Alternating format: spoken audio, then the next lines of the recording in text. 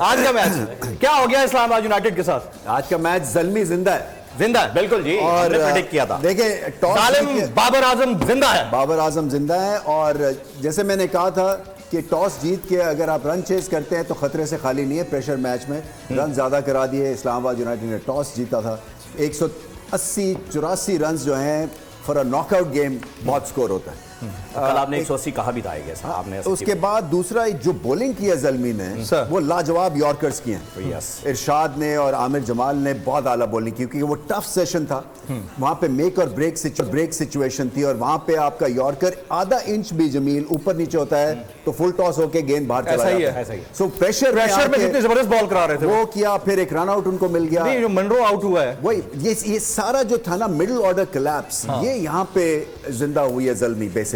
और फिर बाबर आजम को बाहर से बहुत सपोर्ट की। डैरन सैमी बार बार आप देखें उनके विजुअल्स हैं कि take it easy, deep breaths, excitable ना हो, अभी बहुत मैच पड़ा हुआ है। सो फोकस फोकस फोकस, ये बेहतरीन माइंड है वैसे बाय द वे समी, इसलिए कि ये इनको क्रिकेट का भी आइडिया है। ये वेस्ट इंडीज के 2 दफा वर्ल्ड कप विनर कप्तान रहे हैं। सो बहुत ही अच्छा हैंडल हुआ है। अच्छा, मैं आखिर में ये एक्सपेक्ट कर रहा था, बाय द वे लास्ट आधी टीम बड़ी टीम से मैच जीत गई। बहुत बड़ी टीम थी Islamabad United. Exactly sir, statistical data देख लें, उनका होमवर्क देख लें, उनकी परफॉर्मेंस देख लें, उनकी फॉर्म देख लें, कोई एक्सपेक्ट नहीं कर रहा था। मगर ऑन द डे जैसे हम कहते हैं सर, आखिर में मैं वही जुमले सुनना चाह रहा था, रिमेंबर द नेम। आखिरी 5 बॉलों तक मैं ये इंतजार करता रहा कि शायद शादाब चल जाए, शायद चल जाए, लेकिन नहीं चल सका। बिल्कुल। तो सैकी भाई फोन नहीं किया उन्होंने। सैकी भाई आप फोन करके टिप्स दे देते। कप्तान का ना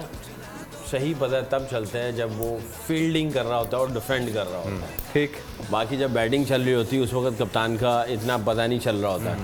होता है, मगर उस वक्त क्योंकि लग गया तो ठीक है, ना लगा थिंक टैंक भी साथ में बैठा होता है, एनवायरमेंटल उसमें सिचुएशन में सारे होते हैं, सबको अपने अपने रोल जो है ना वो पता चल रहे होते हैं। आई थिंक बाबर ने बैटिंग तो वो जो की सो की, बट जो उसकी कप्तानी थी ना, जब डिफेंड करना होता है, करंट सिचुएशन है, प्ले ऑफ चल रहा है, और वहाँ पे जो वो कूल काम और चीज़ों को ऑपरेट कर रहा है। इवन सलमान इरशाद का पीएसएल को इतना आउटस्टैंडिंग नहीं रहा भाई, बहुत अच्छा। आमिर जमाल भी पहले बैठा रहा बेंच के ऊपर, कमाल, बिल्कुल। आमिर जमाल भी बेंच पे बैठा रहा, सलमान इरशाद का भी पीएसएल को इतना तगड़ा नहीं लगा था।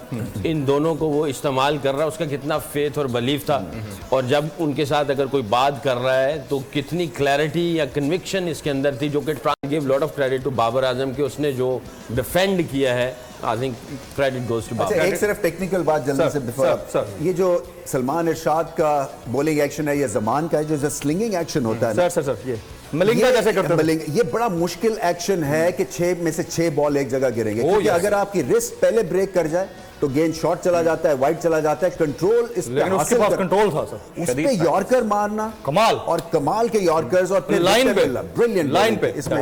सोए भाई देखो, पहली बात ये है कि टॉस के वक्त जो शादाब ने एक बात कही कि हम चेंज इसलिए कर रहे हैं कि हमारा डेटा जो है, जो हमारे मैचअप्स हैं वो सब करता है, तो वही जो उस वक्त भी लोगों ने पॉइंट आउट किया, डेटा तो ये कह रहा था कि लाहौर में जिसने पहले बल्लेबाजी की है वो जीता। तो you lose the side of the forest for the trees वाली बात है। तो ये बात समझ में नहीं आई कि which data were they talking about, क्योंकि everything was pointing toward batting first. Secondly, Multan Islamabad की जो स्ट्रेंथ है वो बैटिंग है। तो जहाँ तक मैंने क्रिकेटर से सीखा, ये लोग तो खैर एक्चुअल गेम्स खेले हैं, फाइनल्स खेले हैं वर्ल्ड कप के, जो आपकी स्ट्रेंथ होती है उससे पहले अटैक करो ताकि दूसरे को दबा दो। बेस्ट है, ठीक है। तो इसलिए I couldn't really understand. Third, देखो जो बात की कप्तानी की भी बिल्कुल सही कहा सकलैन ने, लेकिन जो सबसे इंपॉर्टेंट बात थी, याद है एक दफ़ा पहले भी डिस्कस हुआ है कि जब आपके पास टोटल लगा हुआ हो ना, जी विकेट टू विकेट बॉलिंग करते रहो। उस दिन याद है सकलैन भाई, मैंने भी उस दिन ये बात कही। हो क्या रहा था कि 4 बोल्ड मारे हैं, 3 यॉर्कर पे गए हैं। सो बात ये है कि जिस वक्त सामने इनको कुछ चाहिए थे कि I think 9 runs in over चाहिए था with 9 wickets in hand. Sir. So the only thing that Peshawar did was they kept it very simple. Wicket to wicket मारे जाओ, कभी तो मिस करेंगे ये. स्कोर भी उन्होंने रीजनेबल बना लिया था. अब 9 runs per over with 9 wickets in his hand कोई प्रॉब्लम नहीं है. प्रॉब्लम नहीं है. लेकिन क्योंकि उन्होंने विकेट टू विकेट बॉलिंग की, वो मारते गए, वो मिस करते गए, वो बोल्ड होते गए, सडनली प्रेशर बढ़ गया. एक और चीज, सर, सॉरी, ये जो स्टैटिस्टिकल डेटा है ना सर, देखिए ये एक हद तक बहुत अच्छा है आजकल की मॉडर्न डे वॉरफेयर, लेकिन साइड पे रह जाता है. मगर देखिए ये जो गट फीलिंग होती है उस दिन absolutely. फॉर्म किसकी है, कौन सी, हाँ मतलब मेरे वेदर कैसा है, किसकी तबीयत कितनी ठीक है, किसके बाबे कंट्रोल में है. बिल्कुल सही बात है. ये इसको थोड़ा सा मैं रमीज भाई की बात को सेकंड करूंगा. ये जो डेटा शेटा जो आता है आपके पास, आपकी जो उस दिन की जो गेम होती है वो सारे डेटा को फारिग कर उड़ा के देता रख है. आपको हेल्प करता है, ये नहीं कि नहीं करता सर.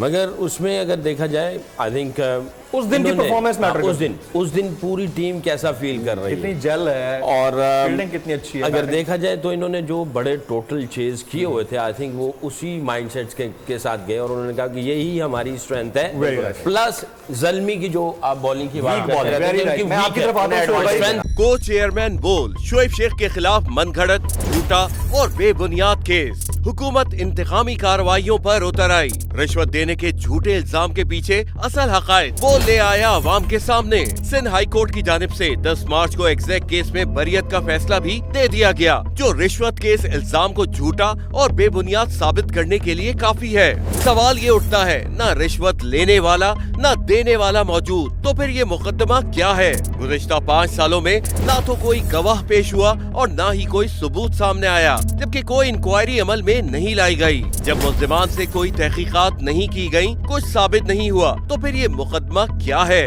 इससे कबल केस की इंक्वायरी कमेटी के सामने खुद जज कादिर मेमन ने रिश्वत के इल्जाम की तरदीद की थी और कमेटी को तहरीरी तौर पर आगाह भी किया था.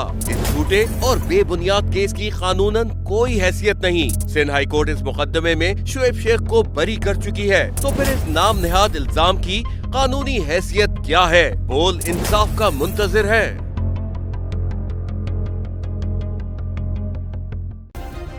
सब्सक्राइब करें और बेल दबाएं ताकि कोई खबर रह न जाए.